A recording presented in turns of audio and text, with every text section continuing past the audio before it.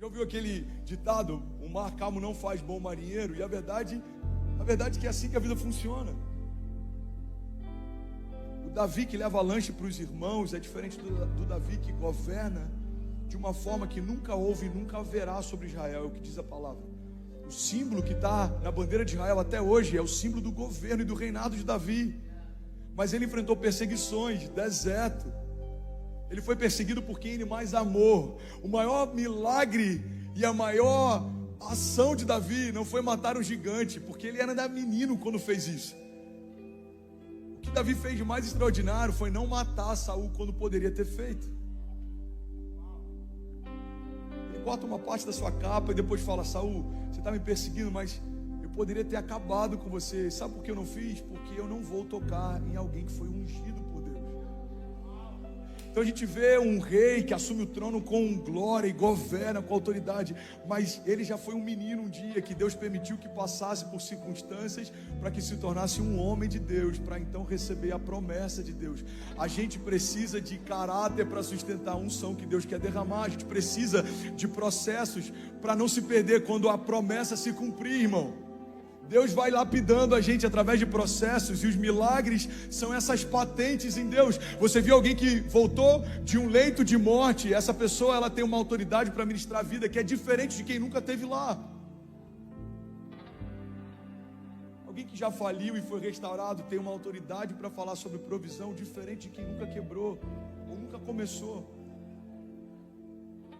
Alguém que já se separou e retomou o casamento, alguém que quase perdeu sua família e conseguiu restaurar, tem uma autoridade diferente de quem nunca nem começou. Então o que a gente tem que entender é que na nossa jornada da fé, as nossas cicatrizes não são vergonha, nossas cicatrizes são patentes. Quanto mais marcado você for em Deus, mais autoridade você carrega nele. Você está comigo? Diga amém. Eu já falei sobre isso, mas eu estou vendo muita gente nova aqui. Eu queria relembrar. A gente quer viver milagres, e quando a gente ouve uma mensagem como essa de romper em fé, muitas vezes a gente se anima e acha que a jornada vai ser mais leve, mas se você quer viver milagres, você vai precisar viver problemas, porque todo milagre é uma resposta de Deus a um problema da terra. Todo milagre nasceu de um problema. O milagre do paralítico só existe porque ele não andava. O milagre do fluxo de sangue só existe porque ela sangrava. O milagre da ressurreição de Lázaro só existe porque ele morreu. O reinado de Davi só existe por causa dos desertos da perseguição. A paternidade na fé de Abraão só existe por causa do que ele abriu mão. O apostolado de Pedro só existe porque ele foi marcado. E depois do batismo com o Espírito Santo, Pedro, que fugiu de Jesus quando ele era crucificado, agora anda na rua da cidade, e a sombra dele cura pessoas nas calçadas. Irmão, os processos de Deus são para nos levar a lugares mais altos em Deus. Você está comigo? Diga amém. Isso não é positivismo, isso é coerência. Qual é o sentido de um Deus que se move em glória, mas que não leva o seu povo a viver coisas sobrenaturais? Irmão, uma igreja que desistiu de ansiar pelo sobrenatural, ela está em crise de identidade. É incoerente cremos num Deus de milagres e não desejarmos milagres diários. Deus pode fazer milagres essa semana, na sua vida, na sua casa, no seu casamento, na sua saúde. Você crê nisso? Eu acabei de voltar de uma cruzada de milagres. E sabe o que é interessante? Uns 10 dias antes da cruzada começar, faltava 1,8 milhão de reais. E eu estava pensando: Deus, como vai ser? Eu não sei como vai ser, eu sei que vai acontecer. Você me deu uma palavra, eu sei o que eu vi. Isso era uma coisa que me sustentava em vários dias difíceis. Deus, eu sei o que eu vi, eu sei o que o Senhor me mostrou. Deus não é defraudador, irmão. Ele não vai te mostrar algo que não tem interesse de cumprir. Ele não vai gerar algo que você tem expectativa e depois ele vai deixar você só na expectativa. Isso é o que homens fazem. Se Deus te mostrou algo, ele está interessado em cumprir. Pastor, mas por que tem visões que Deus me deu que ainda não aconteceram? Duas coisas podem acontecer para você estar num momento como esse. A primeira é se talvez essa visão não foi Deus quem te deu. E a segunda é se talvez Deus ainda está esperando você estar no lugar que Ele te pediu para estar, para Ele cumprir o que Ele disse que faria. Você está comigo? Deus não empurra ninguém à força para o seu destino profético. Ele me mostrou uma cruzada de milagres, mas eu poderia fingir que não entendia, ou não querer me expor tanto, ou passar. Deus não vai me fazer acordar em cima de um palco, olhar para o lado e tem 20 mil pessoas no Geonesse Arena e falar: vai, prega, eu fiz acontecer. Não, irmão. Deus não mima os seus filhos dessa forma. Ele mima a gente nos dando mais do que a gente poderia ter. Mas a gente precisa estar no lugar que Ele chamou para estar, para receber o que Ele disse que daria. É assim que Deus faz. Você dá um passo e os céus se movem. Você dá o passo e os céus se movem. Pastor, qual que é o milagre que tem nisso? Os céus estão se movendo por causa de um passo de um homem, irmão. O favor de Deus, a graça de Deus, os milagres de Deus não são necessariamente ausência de posicionamento. Eles são ausência de mérito. Eu não mereço o que eu vivo, mas eu me posicionei para viver. Essa é a jornada da fé, esse é o equilíbrio da graça. Essa graça que a gente ouve a respeito de um Deus fazendo tudo, irmão, tudo que Deus fez, na perspectiva da graça, está ligado à salvação. O que Ele fez, só Ele poderia fazer. Essa graça salvífica, Ele se entregou, Ele cumpriu, está consumado, nada mais precisa ser feito. Então, em relação à salvação, já está completo, mas ainda assim eu preciso crer pela fé. Salvos pela graça, mediante a fé. Eu preciso crer e não duvidar, eu preciso confessá-lo. E aqueles que o confessarem diante dos homens, Ele também os confessará diante de Deus. E a partir do momento que eu sou salvo, o que eu faço, André? Agora você vai viver milagres, porque deve ser muito triste você morrer e ser alguém que foi salvo em Jesus, mas por 30 anos não foi canal para salvar ninguém, não foi toque de Deus para ninguém, não foi boca de Deus para ninguém. Irmão, quando você é salvo, você se torna parte do corpo de Cristo, e esse corpo, ele não está parado ou omisso, ele não está adormecido. O corpo de Cristo está fazendo milagres ao redor da terra todos os dias. Então, se você quiser fazer parte disso, você vai ser a mão de Deus, a boca de Deus, a voz de Deus. Como ouvirão se não há quem pregue? Deus escolheu a loucura da pregação como instrumento de salvação. Deus escolheu homens comuns para fazerem parte do seu reino. Deus escolheu improváveis para governar em tempos de caos. E como isso acontece? Através da fé. Galeria dos heróis da fé. E eu estou finalizando. Hebreus 11, 29 diz: pela fé o povo atravessou o mar vermelho como em terra seca. Mas quando os egípcios tentaram fazê-lo, eles morreram afogados. Pela fé caíram os muros de Jericó, depois de serem rodeados durante 7 dias. Pela fé, a prostituta Raabe, por ter acolhido os espiões, não foi morta como os que haviam sido desobedientes. Quem mais eu direi?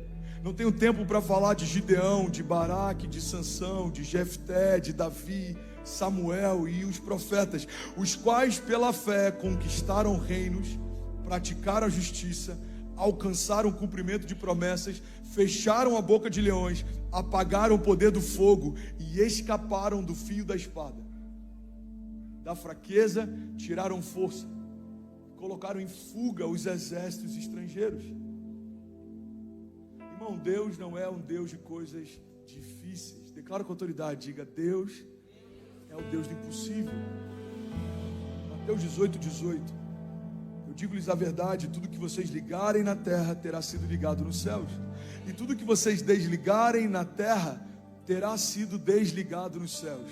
Também lhes digo que se 2 de vocês concordarem a respeito de qualquer coisa na terra, qualquer assunto sobre o qual pedirem, isso lhe será feito pelo meu Pai que está nos céus. Pastor, por que tem coisas que eu e a minha família concordamos e ainda não aconteceram? Porque tem um pressuposto básico em todo milagre de Deus, que a gente não pode negligenciar. É que quando eu concordo com algo que aponta para aquilo que Deus quer fazer, isso vai acontecer. Mas quando eu concordo com algo que não vai me levar para os lugares que Deus quer me levar, Deus não vai ser cúmplice. Guarda isso. A gente pega a história do filho pródigo. A Bíblia diz que ele fala para o pai: pai, eu quero ir embora. O pai fala: pode ir. Pai, eu quero minha parte da herança. Ele fala: pode levar. Só tem uma coisa, filho: para o lugar que você vai, eu não vou com você. Guarda isso, irmão.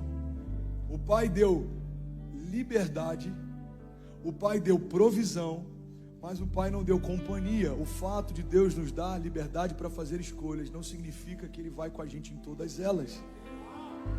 A concordância que libera o sobrenatural precisa partir de um pressuposto: eu ouvi algo de Deus e eu me movo segundo o que Deus me mostrou.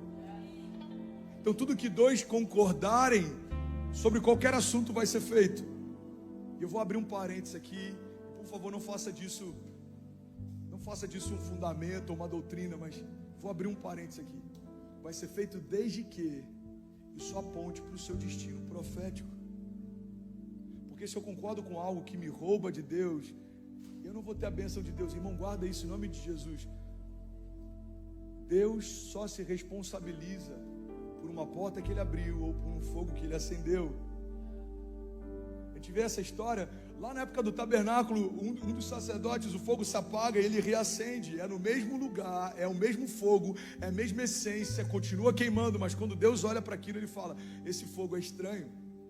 Porque Deus não tem compromisso com o fogo que Ele não acendeu. Deus não tem compromisso com uma porta que Ele não abriu. Deus não tem compromisso com o milagre que Ele não te apontou. Você está comigo? Diga amém. Mas a palavra está dizendo que se dois ou mais concordarem a respeito de qualquer coisa, algo sobrenatural vai acontecer. Você tem noção do poder que existe quando a gente está junto em adoração, liberando palavras de vida sobre a nossa família? Você tem noção quando você está de olhos fechados, declarando, como a gente fez ainda há pouco, que a gente vai romper em fé? Você está declarando: Pai, eu creio que ainda esse ano eu vou viver o sobrenatural. Eu creio que 2022 já é o melhor ano da minha vida. Eu creio que basta uma palavra sua e o sobrenatural vai se tornar natural. Eu creio que basta um toque seu e toda enfermidade precisa sair. Eu creio que há poder no teu nome para me libertar de tudo que me prendia. Eu creio que as cadeias não vão suportar o poder da sua glória. Eu creio que toda ideia do céu é mais poderosa do que qualquer ideia que eu posso ter. Eu creio, Pai, que a sua unção despedaça o jugo, liberta o cativo, cura o enfermo.